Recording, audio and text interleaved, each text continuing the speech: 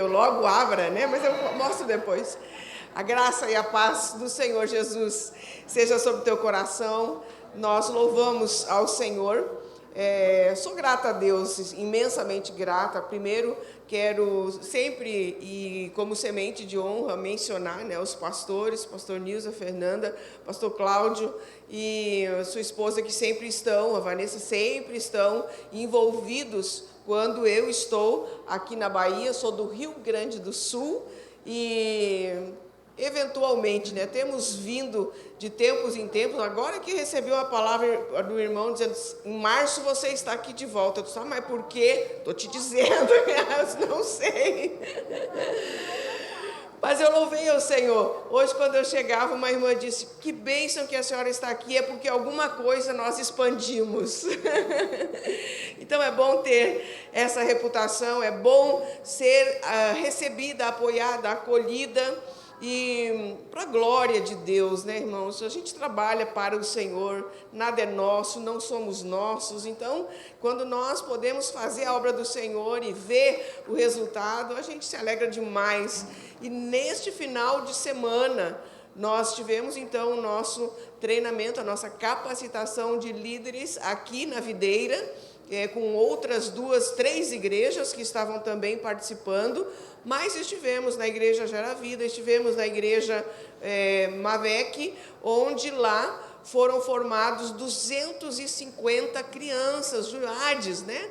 E eu estava falando aqui com o pastor Cláudio, juntando tudo, nós temos hoje, depois de 2 anos, que nós iniciamos o processo de implantação do Juade aqui em Feira de Santana, a partir da Igreja Videira, nós temos 460 Juades aqui. Glória a Deus!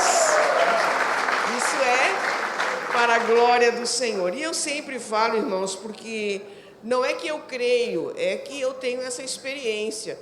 Nós não estamos falando de 460 crianças, nós estamos falando de 460 famílias. Então, é um avivamento, porque às vezes a gente pensa que o avivamento vai chegar na cidade estourando tudo que é lado. Não, o avivamento começa no seio da família, quando há uma transformação e Deus escolhe e pode ser uma criança, que seja esse elemento de transformação, essa pessoa, né, que Deus usa para mudar uma história. Então, nós estamos muito felizes. O JUAD, que quer dizer juniores e adolescentes, nós estamos trabalhando desde 1994, portanto, 31 anos eu estou à frente, recebo como um presente de Deus esse trabalho, porque ainda nesta vida já tenho visto o fruto do trabalho, tenho visto crianças que se tornaram juniores, que se tornaram adolescentes, que se casaram, que são excelentes profissionais na área que escolheram, que tiveram filhos. Muitos destes eu casei, muitos destes eu apresentei os filhos na igreja. Então, hoje a gente pode ter dentro do JUAD crianças que são filhos já de pessoas que passaram pelo ministério e estão dando continuidade. Eu gosto de falar sobre a bênção da continuidade. Nós podemos falar a bênção da continuidade, nós podemos falar sobre liderança geracional, nós podemos falar sobre visão geracional. O fato é que, assim como eu creio que você também quer que o seu filho seja um homem e uma mulher de Deus. E para isso a gente tem que ser intencionalmente semeador na vida das crianças, dos juniores e dos adolescentes. Então, o JUAD trabalha com a faixa etária e tem esse objetivo, o objetivo de formar bons cidadãos para a nossa sociedade. Atualmente, durante esses 30 anos, muitos milhares de JUADs já passaram pelo programa, que é um programa hoje de 14 anos, Mas nesses 30 anos, então, nós tivemos aí centenas de milhares de crianças, inclusive, que se tornaram adultos, foram para outros países e hoje testemunham do que Deus fez através do Ministério Juad. Mas hoje trabalhamos simultaneamente no Brasil e fora do Brasil com 10 mil crianças. Você já pensou isso? São 10 mil que todos os sábados eles saem da sua casa e vão, se direcionam até uma base do Ministério Juad. Nós trabalhamos com princípios e com valores. Nosso desejo de implantar dentro do coração da criança são os alicerces do reino de Deus, para que quando ele se torne um adulto, ele seja alguém que seja distinguido dos demais, que ele seja alguém referência por aquela possibilidade ou aquela oportunidade que ele teve de participar de um programa específico de formação.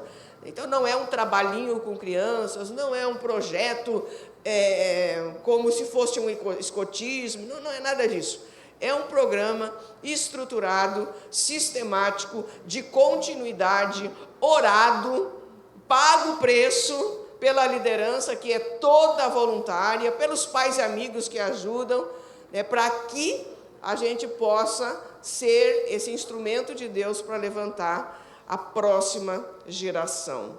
Amém, queridos? Mais ou menos, de uma forma muito sintética, né? Eu estou falando o que é o Juad. Mas a gente tem visto muitas transformações na vida de muitas famílias. E então, nós tivemos o curso nesse final de semana, onde mais líderes estão se levantando aqui na Videira e também em outras igrejas. E eu tenho certeza que muito em breve, né, o Feira de Santana será uma referência. Eu falei isso no nosso curso, 7 de setembro do ano que vem, a avenida tem que estar cheia de juniores e adolescentes. Nós temos que mostrar para a cidade que o reino de Deus, ele está aqui e ele está começando já lá quando a criança é pequena. Amém, queridos? Então nós louvamos a Deus, é só alegria, né? São alegrias que nós vamos colecionando durante a nossa vida. Mas, em síntese, né, é isso aí que é o Juad. Mas em antítese, hoje é o Dia dos Mortos. Quando estávamos ainda sem entendimento da palavra, quando não conhecíamos o Evangelho, esse dia era um dia de muita dor, de muita tristeza. Não que eu esteja ignorando o fato de que quando nós perdemos alguém, nós temos o sentimento de perda, de tristeza, de dor. Eu enterrei meu pai há 12 anos atrás, minha mãe há 4 anos atrás, meu irmão esse ano, em janeiro. Então, eu sei que eu estou falando sobre dor. Mas hoje eu não fui e nem pretendo ir lá ao cemitério para pagar alguma visita. Porque eu sei que a palavra do Senhor é muito clara lá em Romanos, capítulo 14, nós precisamos compreender a nossa posição e contextualizar o nosso novo tempo, agora, como filhos de Deus, 14, versículo 7, se os irmãos puderem colocar, eu agradeço. Porque nenhum de nós, assim o apóstolo Paulo está falando aos romanos, nenhum de nós vive para, nem tampouco morre para si. Porque se vivemos, é para o Senhor que vivemos. Se morremos, é para o Senhor que morremos. Quer pois vivamos ou morramos. Vamos entender nosso motivo pelo qual nós estamos aqui. Pode passar o próximo versículo, que eu acho que ainda tem uma coisa muito especial aqui. Foi precisamente para este fim que Cristo morreu e tornou a viver, para ser Senhor. Ele é Senhor. Então, se você hoje teve alguma dor no seu coração, e possivelmente sim, né? Porque todos nós estamos vivendo nessa carne aqui. Se você teve alguma dor no seu coração, ou se até você foi visitar, e eu não condeno você, se nós continuarmos lendo, ali o apóstolo diz, por que você julga o teu irmão? Não vou ser eu que vou julgar, mas eu quero sublinhar isso. Se nós vivemos, para o Senhor vivemos. Se nós morremos, para o Senhor morremos. Então nós vivemos na esperança da eternidade. Amém? Mas cada um dará conta de si mesmo. Eu não posso tomar decisões por aqueles que partem, mesmo que sejam meus parentes próximos. Mas eu preciso ser o Cristo aqui na terra, através das minhas ações, das minhas palavras, das minhas atitudes, da maneira que eu vivo, da maneira que eu sou. Então nós vimos aqui nessa noite já, durante esse culto, tantas coisas que nos edificaram, tantas coisas que mostram quanto nós estamos no caminho certo, amém, irmãos? Eu creio que você teve das mais diversas formas, os dons sendo mostrados, né? Os dons diversos, a diversidade dos dons sendo vista aqui nessa noite, através do louvor, através da palavra que o Nils deu no início, através desse testemunho que essas pessoas que fizeram a escola de princípios fizeram. Então, tudo que nós fazemos como igreja de Jesus é para a sua edificação, é para a edificação do corpo, é para que nós possamos nos firmar, e não só nos firmar porque a gente vem na igreja, mas nos firmar porque a gente pertence ao corpo de Cristo aqui na terra, tem uma forma de viver.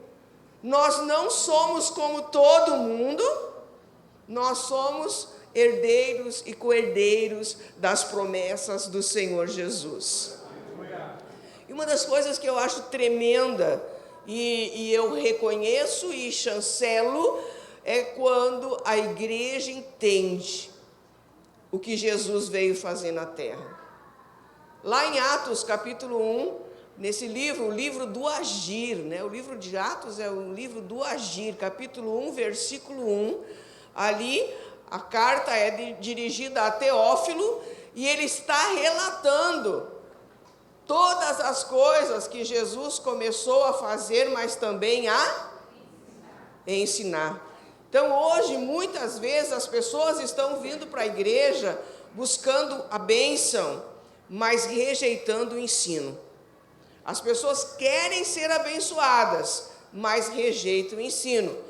No entanto, se compreendesse o ensino, iriam saber que para sermos abençoados, e somos, nós devemos obedecer a palavra.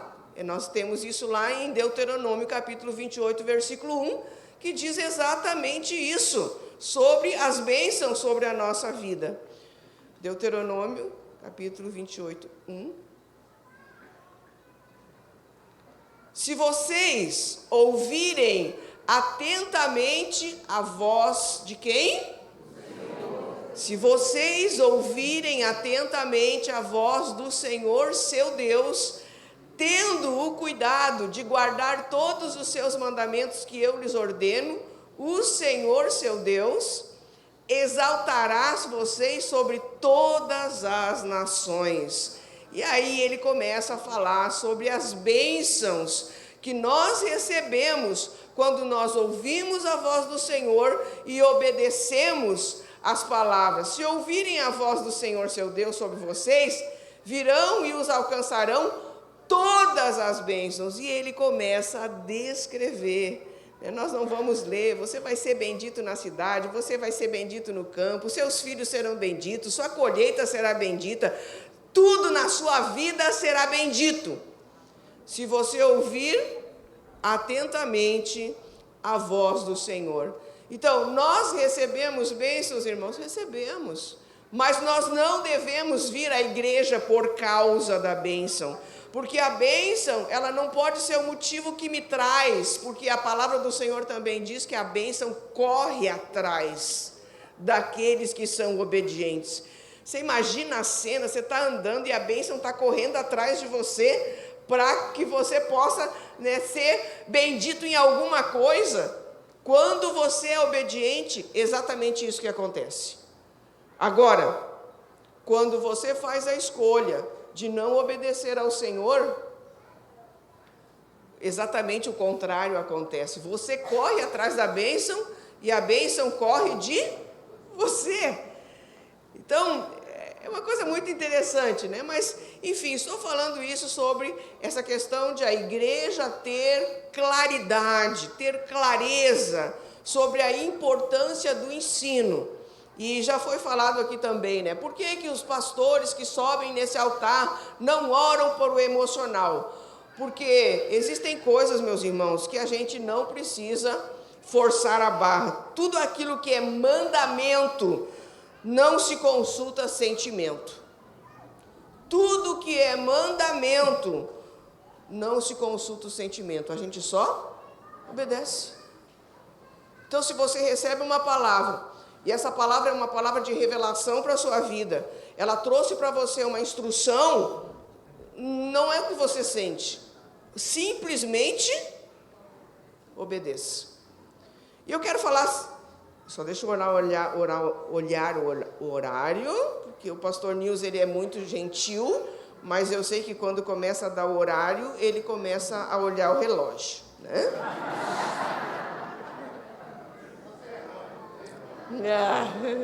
Eu já contei isso aqui para vocês. Eu estava na Bolívia, Santa Cruz de la Sierra, pregando.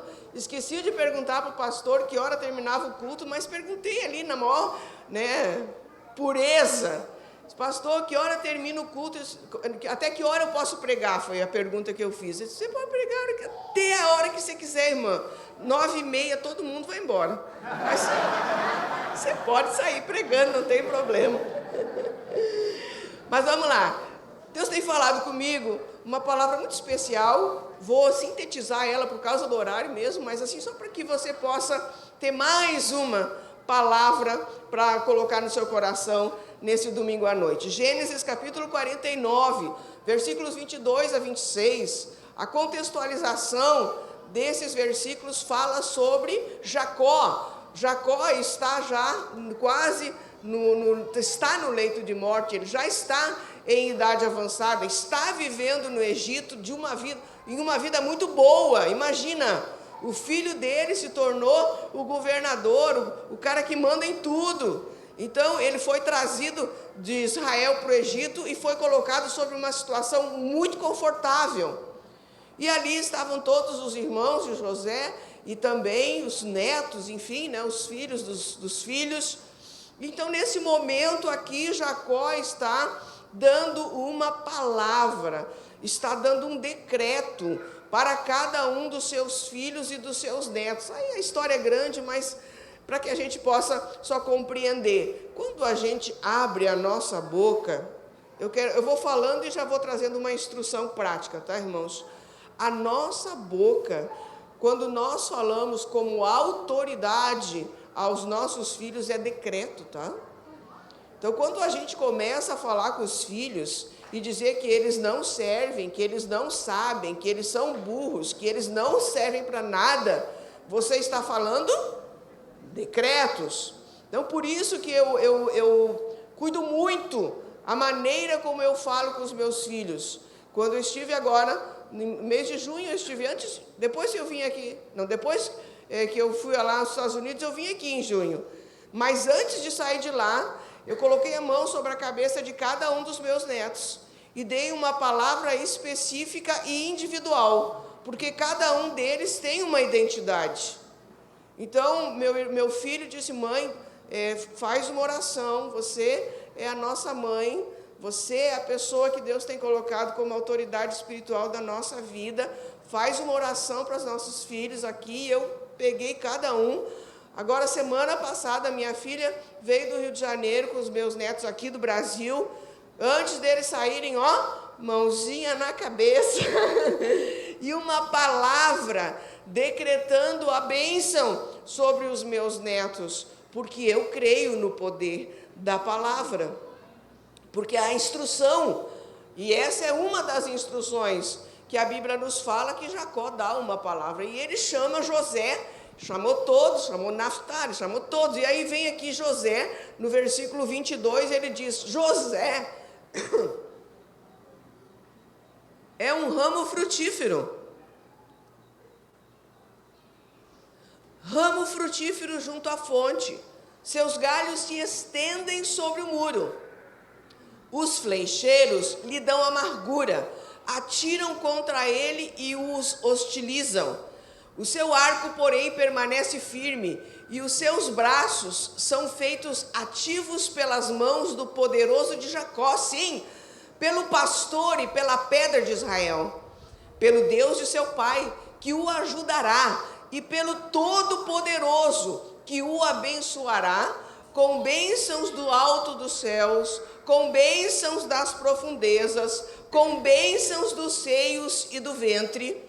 As bênçãos de seu pai excederão as bênçãos dos meus pais, até o alto dos montes eternos. Estejam elas sobre a cabeça de José, e sobre o alto da cabeça do que foi distinguido entre seus irmãos. Do que foi o quê, meu irmão?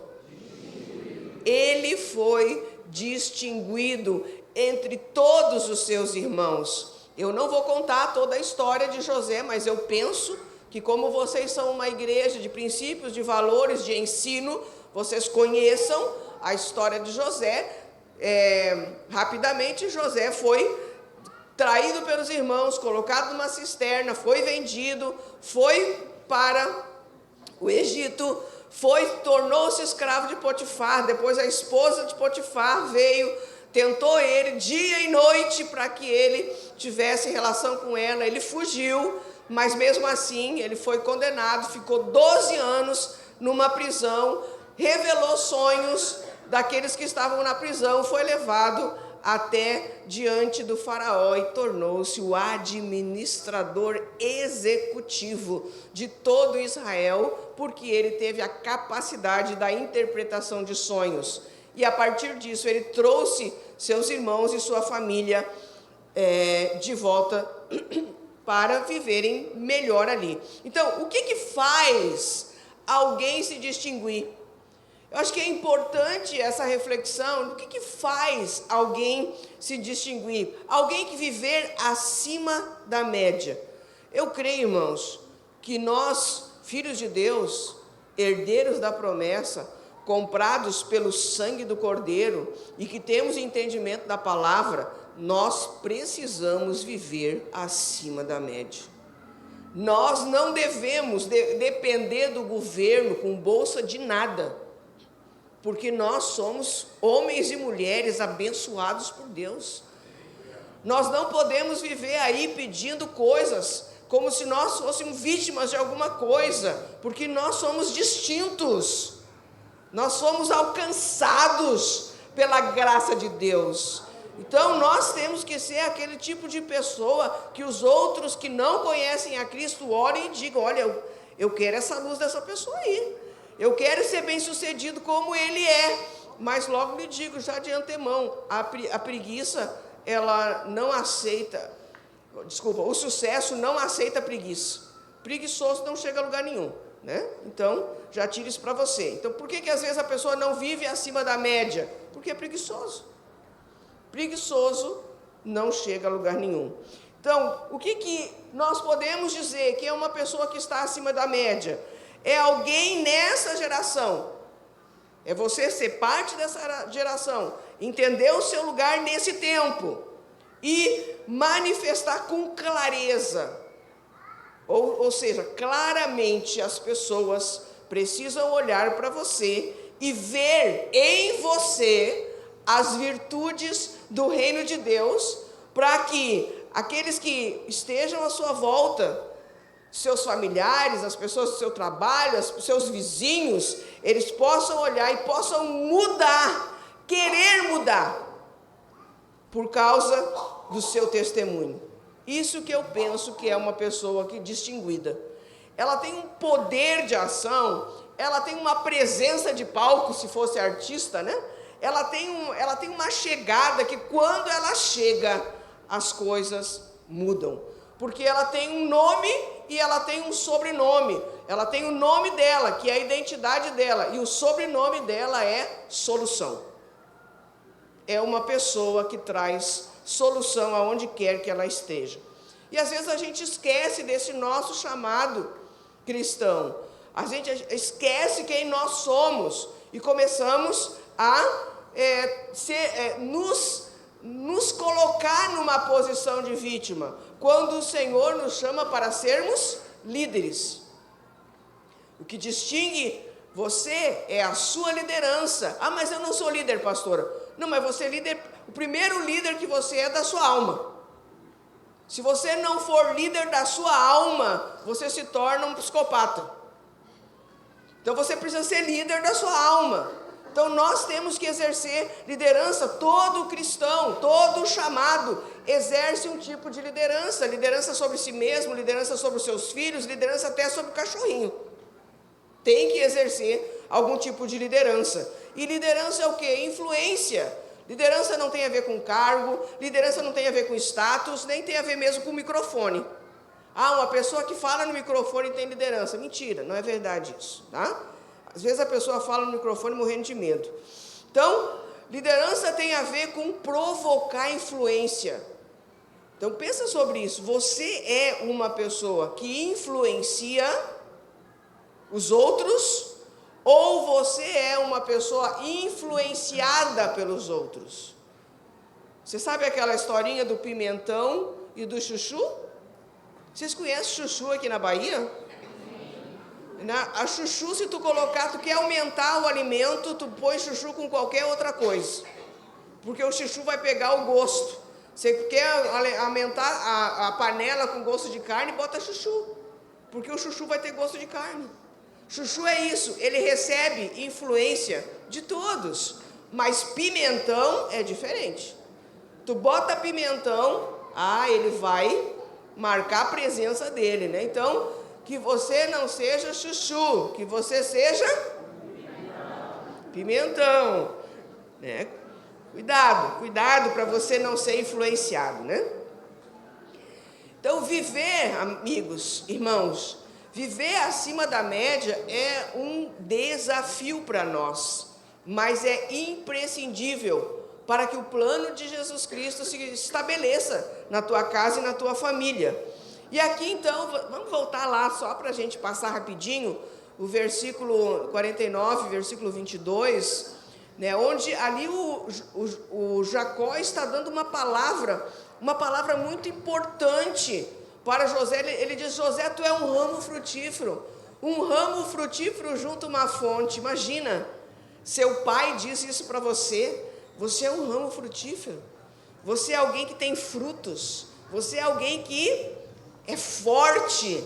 Isso, eu creio que nós temos essa questão de paternidade muito forte, porque nós hoje não temos pais fortes e firmes.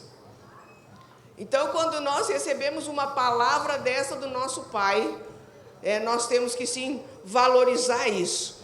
E aqui Jacó, ele chancela, ele atesta a aprovação que ele tem com a vida de José. E aqui ele está falando sobre a bênção da continuidade, porque quando ele fala de um ramo frutífero, ele está falando de uma derivação, porque antes de um ramo vem uma planta. Esse ramo, ele precisa estar ligado a uma planta. É dessa planta que esse ramo vai tirar a sustentação, vai tirar os nutrientes, para que ele possa se manter em pé. Vocês estão entendendo o que eu estou falando? Amém?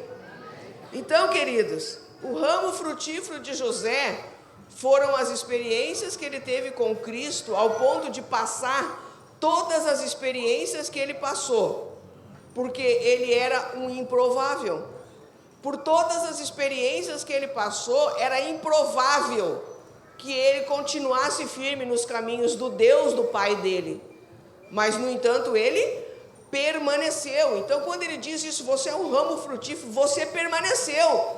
E se nós lermos os versículos subsequentes, ele vai dizer isso: você foi flechado, você foi ferido, né? Você foi magoado, entristecido, mas você permaneceu. Então ele está falando aqui, quando a gente fala de derivação, eu derivo de alguém, eu derivo de alguma coisa, ele está falando da bênção da continuidade. Olha, uma árvore que é plantada junto a uma fonte, ela vai sempre dar fruto, ela não vai morrer, ela não vai ter perigo de secar, Porque ela está plantada junto a, vou falar videira, né? Por que não?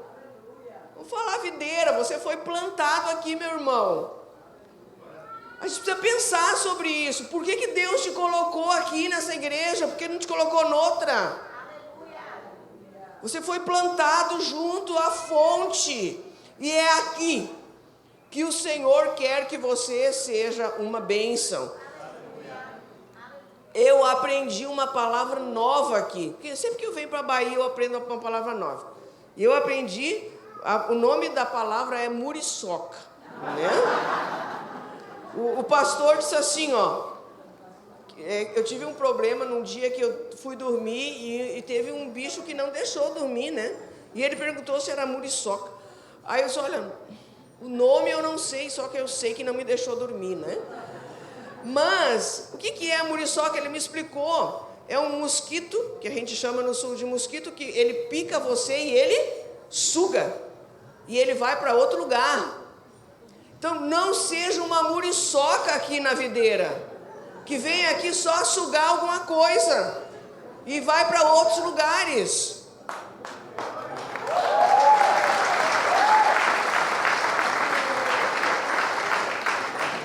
Porque é aqui, meu irmão, que você vai ter o nutriente.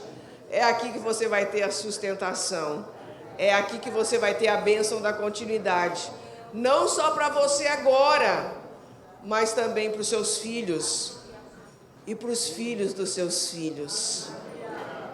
Isso é ser bendito. Ser bendito é quando você pode olhar para os teus filhos e para os filhos dos teus filhos e ver que a graça de Deus está transbordando. E você está sendo uma pessoa que está em crescimento, aprendendo. Isso é a graça de Deus. Muitas vezes, meu irmão, a gente acha que a gente tem que ser protagonista. A gente sempre acha, porque o mundo diz isso. Você precisa se destacar entre todos. A gente precisa ser protagonista de alguma coisa. Mas a verdade nem é essa. A verdade é que às vezes a gente só precisa dar continuidade àquilo que está dando certo. Para de inventar, para de querer ser alguém destacado. Só dá continuidade àquilo que está dando certo. Às vezes as pessoas chegam na igreja e querem dizer, Nilson, eu quero falar contigo que eu tenho uma ideia. Tem uma ideia, Nilson, vou fazer tal ministério, né? Quer ter proeminência. Não, querido, fica quietinho no teu lugar. Veja qual é a visão que a igreja está andando. Veja qual é o caminho que ela está trilhando. Começa a caminhar junto, porque se você tiver um chamado do Senhor que seja de proeminência, nem é o pastor Nilson que vai te levantar, é o próprio Deus. Então se acalma, não queira ser protagonista, não queira ser reconhecido, aprenda a ser desonrado. A gente só sabe ser honrado, mas se por acaso você fizer alguma coisa muito boa, e as pessoas não enxergarem, você vai desistir da igreja por causa disso? Isso tem um nome. Depois, se o Nilson quiser, desprega, né? O nome disso é religião. Quando eu faço alguma coisa dentro da igreja, com um objetivo claro e específico, de ser visto, de ser reconhecido e de ser exaltado, saiba você que isso é religião. Agora, se você fez tudo isso e ninguém viu, por exemplo, hoje durante o treinamento, eu nunca vi tanta comida na minha vida. Né? As irmãs fizeram comida assim, sabe assim, quando não quer mais ver comida, né? Assim eu cheguei lá na casa do Nilson hoje, não quero ver comida, né? Então assim, elas fizeram um trabalho fantástico. Mas eu não chamei elas aqui na frente para dizer, olha, as irmãs fizeram muita comida, fizeram comida maravilhosa. Não, eu nem vi quem trabalhou na cozinha, na verdade. Mas isso importa? Sabe por que não importa? Porque Deus viu. E é essa mentalidade que a gente precisa mudar aqui dentro. Se você fizer e se ninguém vê, não existe ninguém ver. Porque Deus vê aqueles que ninguém vê. Deus sempre vê. Então, saiba, você foi plantado neste lugar. Você está na beira da fonte. Você está recebendo seus suprimentos, seus nutrientes. Você está recebendo instrução para viver uma vida melhor. Aprenda, nem sempre você precisa ser protagonista. Às vezes você precisa ser aquele que vai lavar o chão mesmo, quietinho, sem ninguém ver aqui na terra. Mas o seu galardão, quem foi que disse? Foi Deus que disse isso para... Foi lá em Atos. Agora esqueci o nome, mas ele manda dizer para aquele cidadão que as orações dele e as generosidades dele. Cornélio. Atos 10, 12. Atos 10, 1 e 2, né? 2. As tuas orações e as tuas esmolas estão diante de mim. Então, querido, até a oração que você faz e ninguém vê, estão diante do Senhor. Então, você é um ramo frutífero. Quem é ramo frutífero tem senso de resultado. Agora vamos fazer um paralelo com José. Se José não tivesse senso de resultado, ele não continuaria fazendo com excelência o que ele fez durante toda a aprovação e o processo dele. Então, o que aconteceu ali? José não foi refém dos ambientes nos quais ele se foi colocado. Porque ele não se colocou, ele foi colocado. Ele não se tornou refém desses ambientes, ele serviu. Independente da circunstância que ele viveu, da camada que ele estava vivendo, do processo que ele estava vivendo, ele serviu. E a palavra do Senhor diz que o ambiente mudava por causa dele. E esse ambiente poderia ser favorável ou não. Então, aonde José chegava, ele mudava. E a pergunta que eu faço que deixou picando, eu vou fazer, né? Aonde você chega, o ambiente muda? Aonde você chega, ele melhora ou ele piora? Sabe aquela historinha? Que quando alguma coisa está pegando fogo, você tem a opção. Você vai colocar água ou você vai colocar gasolina? Quem é você? Você é problema ou você é solução? Você chega diante do seu pastor com problemas ou você chega diante do seu pastor com soluções?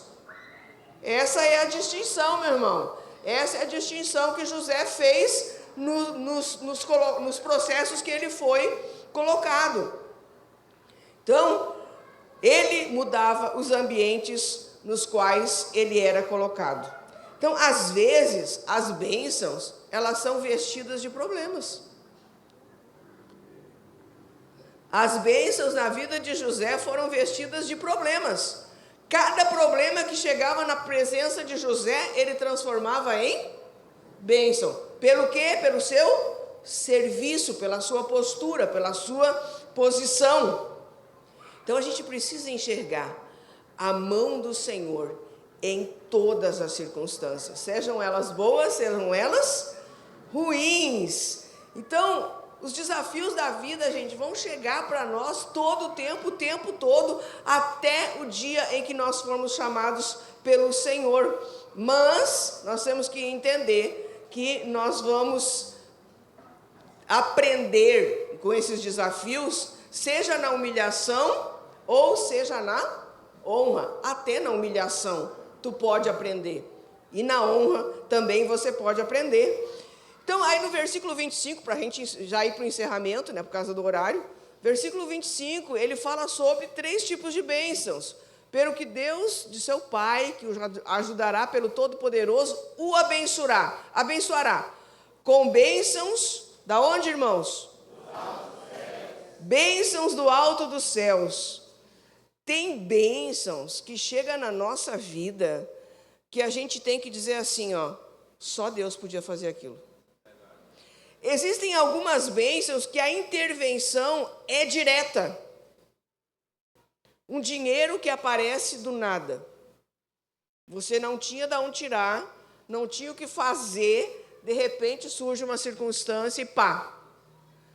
Você estava com alguma doença, você estava sofrendo com aquilo, e você orou a Deus, e coloca na presença de Deus, você vai lá no médico, faz o exame e não tem nada.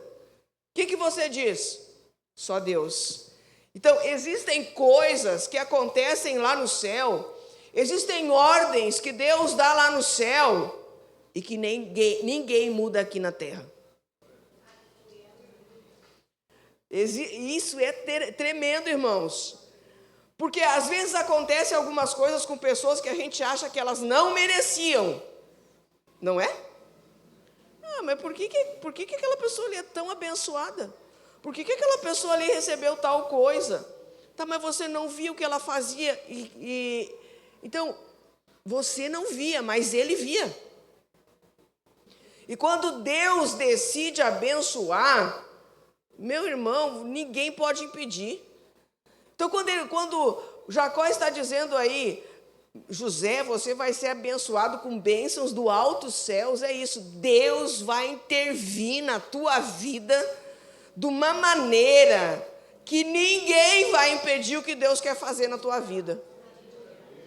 E Deus fez, porque Deus tirou José da cisterna e colocou no mais alto grau de poder, de decisão que havia no Egito naquele tempo. Então ali nós vimos, né? E não foi meteórico, ele passou todo o processo para que pudesse chegar lá. E porque ele obedeceu, e porque ele decidiu obedecer a Deus, e porque ele decidiu permanecer fiel, Deus o abençoará com bênçãos do alto céus. Mas aí ele fala da outra bênção, que é a bênção das profundezas. Existem algumas bênçãos que só vão nos encontrar, irmãos, quando nós estivermos na solidão. Existem algumas bênçãos que só vão nos encontrar quando a gente estiver dentro de um hospital. Existem algumas bênçãos que só vão nos encontrar quando nós estivermos passando pelo vale da sombra da morte. Não basta o vale, precisa ainda a sombra da morte. Mas é lá, naquele lugar, que você vai encontrar a bênção. Ela não veio lá do alto dos céus. É nas profundezas. É lá. Algumas bênçãos só serão entregues lá. E às vezes parece que nós estamos vivendo uma injustiça. Quando os nossos filhos sofrem, quando nós temos alguma situação no relacionamento, quando nós temos algum problema financeiro, quando a gente tem algum problema emocional, quando a gente tem algum problema espiritual, parece que Deus sumiu. É as profundezas do vale da sombra da morte. Mas ali, o Senhor tem uma bênção esperando nós. Mas a gente precisa passar aquele momento. José, é que eu não tenho tempo, né? Mas José viveu muito isso, irmãos. Imagina, cara, ele passou 40 dias a mulher gritando, dizendo que queria ficar com ele. Eu acho que ela não era feia, irmãos. Eu acho que não, né? E eu também acho que José não era feio. É que é um jovem, bonito, bem afeiçoado, né? E ela uma mulher bem cuidada. E ela em cima dele ali, ó, o tempo todo, dia e noite, a Bíblia diz. Intermitente. E depois ela mentir. E ele ser preso. Imagina isso, olha, é um vale da sombra da morte. E não pensa numa prisão como a nossa hoje aqui, esse quadradinho ali. Não, gente. As prisões de antigamente eram muito diferentes. Mas lá ele serviu e lá também, dentro da prisão, ele prosperou. Mas lá era o vale das profundezas. E por fim ele disse, com bênçãos dos seios e do ventre. O que você pode imaginar isso? Seio e ventre. Nós podemos imaginar, na minha tradução diz nos seios da madre, né? Uma mãe amamentando. Vamos lá, isso é uma coisa importante. O que um bebê pode trazer de volta, retornar, como resultado, para uma mãe de uma amamentação? Uma hora depois, possivelmente, teremos uma fralda cheia, né? O bebê, ele não tem condição de dar retorno, ele não tem condição de devolver alguma coisa. Que bênção é essa aí? É a bênção de pessoas quando você está no colo de alguém. Vamos colocar dessa forma? Quando você está numa situação tão difícil, numa dor tão terrível, e alguém pega você no colo. Um líder de conexão, um pastor, um amigo, alguém que você está ali mentoreando, que está te mentoreando, essa pessoa te pega no colo e te carrega. Ela não tem como te dar nada em troca, mas você está sugando ela. Você já entendeu isso? A pessoa está ali numa escutativa, quando ela poderia estar com a família dela. Ela está te ouvindo, ela está trazendo rancho na tua casa quando está passando necessidade, ela está trazendo algum valor financeiro para pagar uma conta que tu não teve, ela está trazendo uma palavra amiga quando você está desesperado. Esses anjos que são vestidos de homens, que Deus coloca na nossa vida e que Deus faz que nos peguem no colo, essas são as bênçãos das profundezas, são pessoas que nos suportam, são pessoas que nos levantam, são pessoas que nos ajudam, são simplesmente anjos, mas a gente não consegue com a nossa humanidade enxergar isso. Mas que você possa compreender isso, que Deus coloca pessoas para segurar você no colo, em muitas fases da tua vida, já colocou. Será que você consegue se lembrar de algum anjo que em algum momento você esteve no colo dele, sendo dependente às vezes até de uma palavra para poder se levantar da cama? Pessoas em depressão que Deus envia lá uma pessoa para trazer uma palavra, uma oração. Enfim, são essas pessoas que são as bênçãos dos seios da madre, que aqui Jacó está dizendo para o seu filho. Então, encerro. Mas quero deixar para vocês essa instrução. É uma instrução de vida. O Senhor tem o desejo de derramar sobre aqueles que são filhos obedientes a bênção do Senhor sobre nós. Mas a bênção do Senhor, ela vai ser derramada em cima da obediência, irmãos. Obediência ao quê? Obediência às instruções da palavra do Senhor. Por isso que quando a gente fala numa escola de princípios, a gente está falando de uma escola que vai resolver a nossa vida, que vai colocar a nossa vida em ordem. Então não ignore aquilo que a igreja tem colocado como proposta para que você possa se tornar uma pessoa melhor. Porque você se tornando uma pessoa melhor, você receberá, não do Jacó, mas do Deus Altíssimo, aquela palavra, a palavra que Deus disse para Jesus: esse é o meu filho amado, em quem a minha alma se compraz. Você acha que Deus, o teu Pai, que te ama, vai deixar você passar por alguma circunstância sem que Ele te coloque no colo, sem que Ele te dê uma instrução, sem que Ele use um anjo para abençoar você no momento de muita dificuldade? Você acha que Deus, Ele não vai intervir do céu quando humanamente seja impossível intervir? E não discuta quando você estiver nas profundezas, porque certamente Deus deixou você chegar até lá, porque só lá você terá acesso a alguma bênção que é uma bênção especial. Amém, queridos? Quando o apóstolo Paulo chegou para Deus e disse para Deus tirar dele o espinho da carne, Deus disse: 3 vezes eu pedi, Senhor, para tu me livrar desse espinho. E o Senhor disse: gente, se Deus disse não para o apóstolo Paulo, quem somos nós? E aí ele disse: não, porque a minha graça te basta. O espinho fica, mas a graça fica também. Amém? Vamos colocar em pé, quero orar com você.